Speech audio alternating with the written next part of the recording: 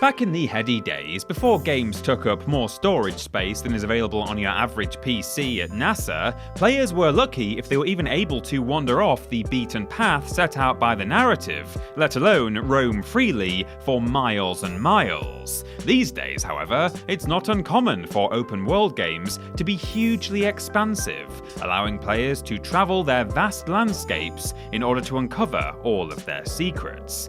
Not all open world games are created equally though, and whilst many boast very large maps, there are some that take the absolute cake. For this list then, we're looking at the games that give players the most freedom to explore their respective worlds, whether that's on foot, by car, or by aeroplane. We won't be including anything where the environment is procedurally generated though, so apologies to any Minecraft or No Man's Sky fans out there. Yes, those games are big, but they actually have the potential to be essentially infinite, which seems a bit unfair on everyone else who put in the hard work to design their big maps by hand. Not that there's anything wrong with procedurally generated worlds, but all I'm saying is it's our list and we make the rules, okay?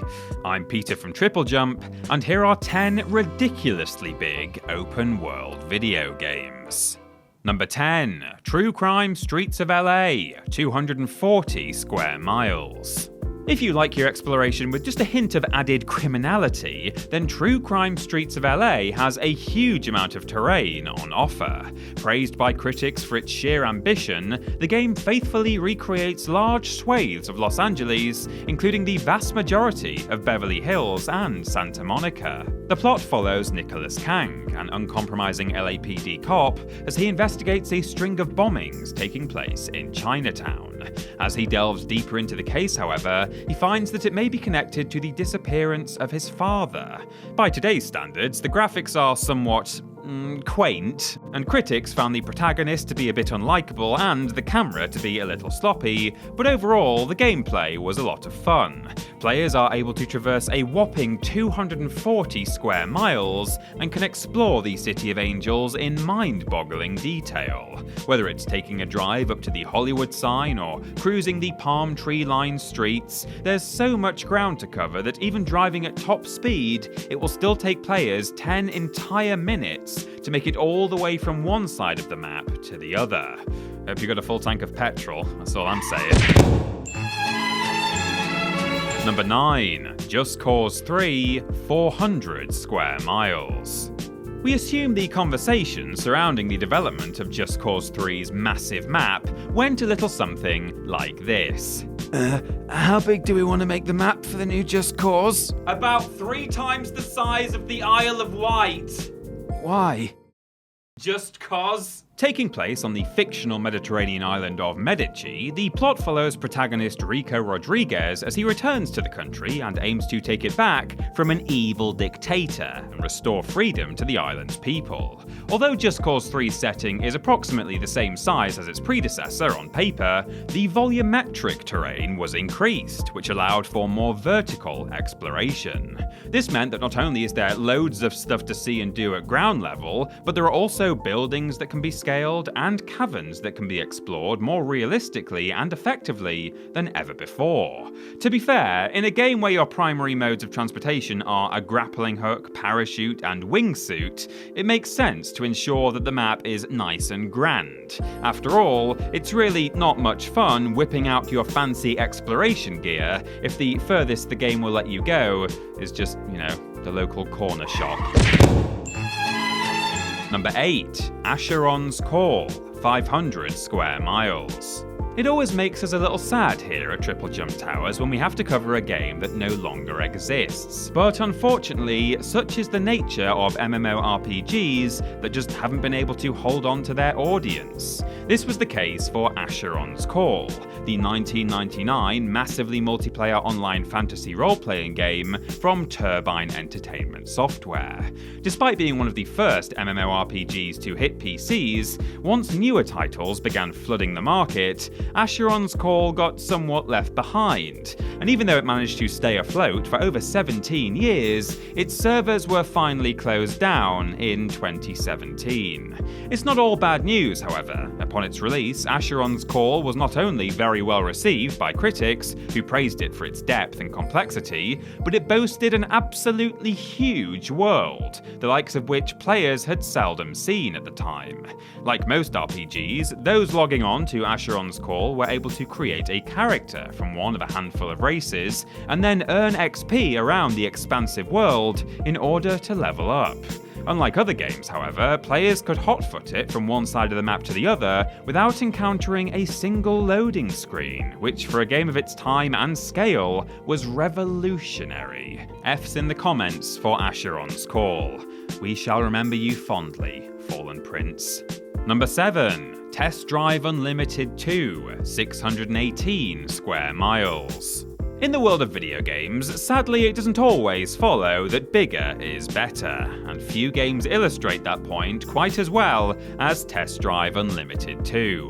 Despite utilising its maps that span over an area larger than the Faroe Islands, Test Drive Unlimited 2 was not a very good game, and was slammed by critics for a variety of reasons. Like many other racing games, the basic premise is to start out at the bottom of the heap, in this case as a down-on-your-luck valet, and fight your way to the top of the championship by taking part in a number of different motor races.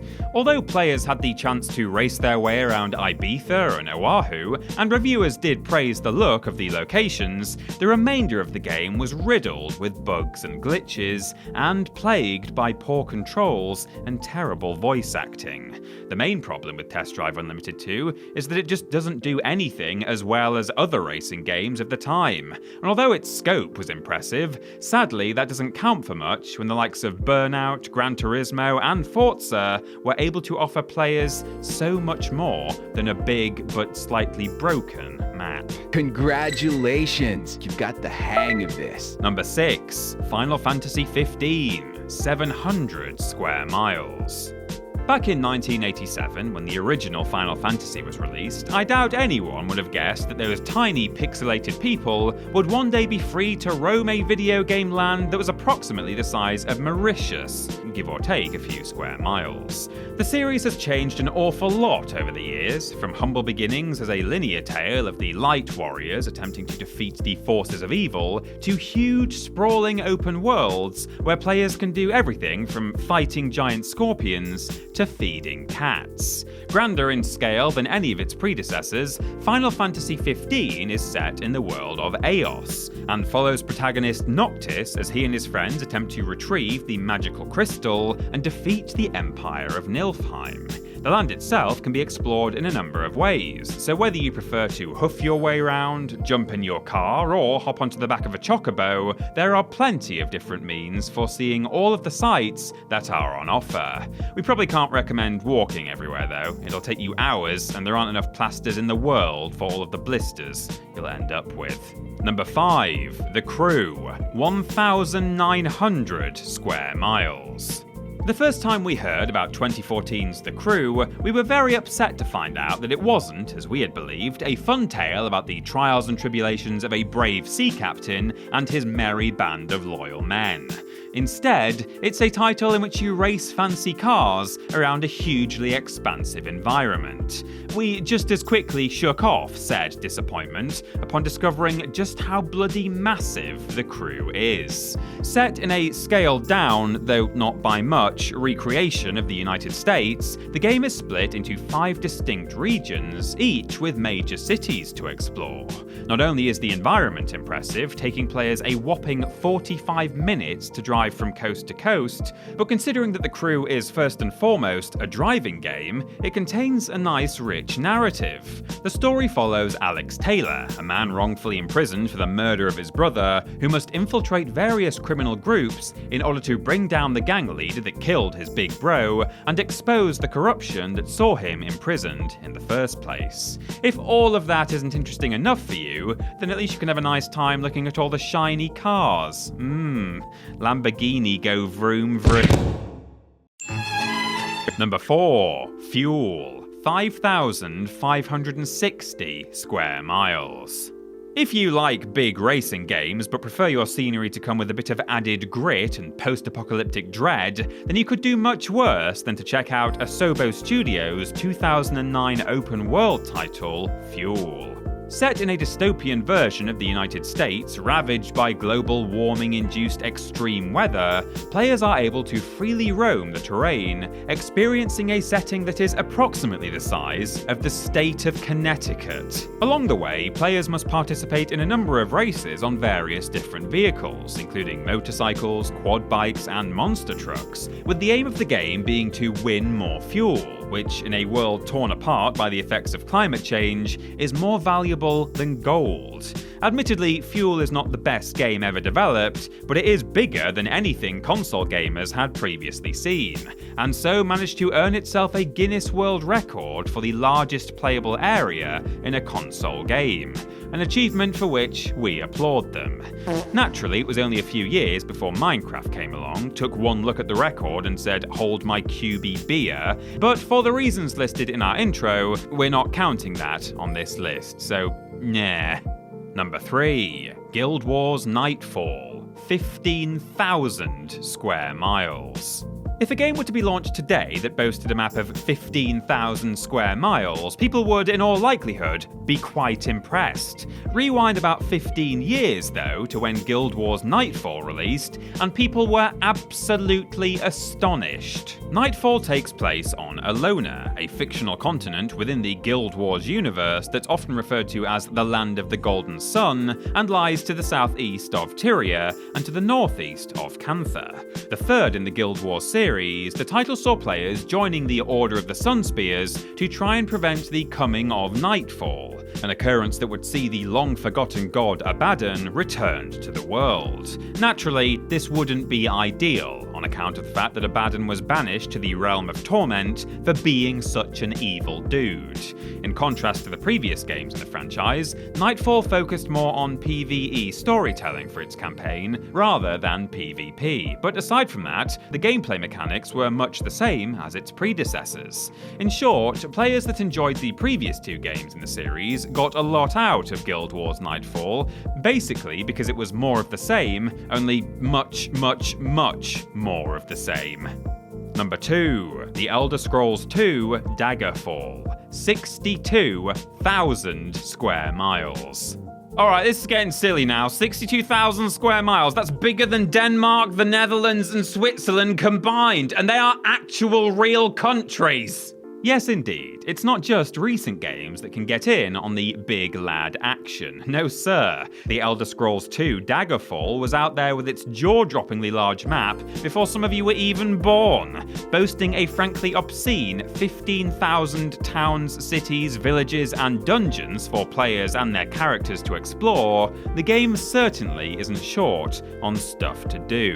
Although these days the game might look a little primitive, at the time Daggerfall was revolutionary, opening the gaming world's eyes to what an RPG could be if given the right attention and love. Because of its sheer size, players quickly became addicted to the endless possibilities on offer. Like other Elder Scrolls games, there's no dictation in terms of what you do, and instead you're free to undertake whatever quests you fancy. Based on all of this, there's little wonder it took home more Game of the Year awards than its predecessor, and remains, to this day, one of the best RPGs of all time. And number 1, Microsoft Flight Simulator, 316,944,046 square miles. Not content with topping our Hunky Boys list with the Boeing 787-10 Dreamliner, Microsoft Flight Simulator is back yet again to dominate with its sheer size. Since it's based on the actual Earth, Microsoft Flight Simulator boasts a map that is a whopping 316,944,046 square miles, and offers players the opportunity to fly over all of it in a whole bunch of different aircraft. Using textures and data from Bing Maps, alongside Microsoft Azure's artificial intelligence, developers were able to recreate the topography of the entire planet, meaning players are not just flying over a two-dimensional map, but can experience the terrain of the Earth as if they were really flying over it. And since Bing Maps updates every 28 days, the game will always have the latest view of what the planet looks like. Real-time data also implements weather effects and other air traffic, so not only can players marvel at all of the sights the world has to offer, but they can do so through glorious sunshine or whilst trying to navigate their chosen plane through a hurricane. So congratulations, Microsoft Flight Simulator. Not only do you have the hunkiest boys, but you're also the biggest as well. And they say that size doesn't matter. Fools. And that's coming from Tiny Peter.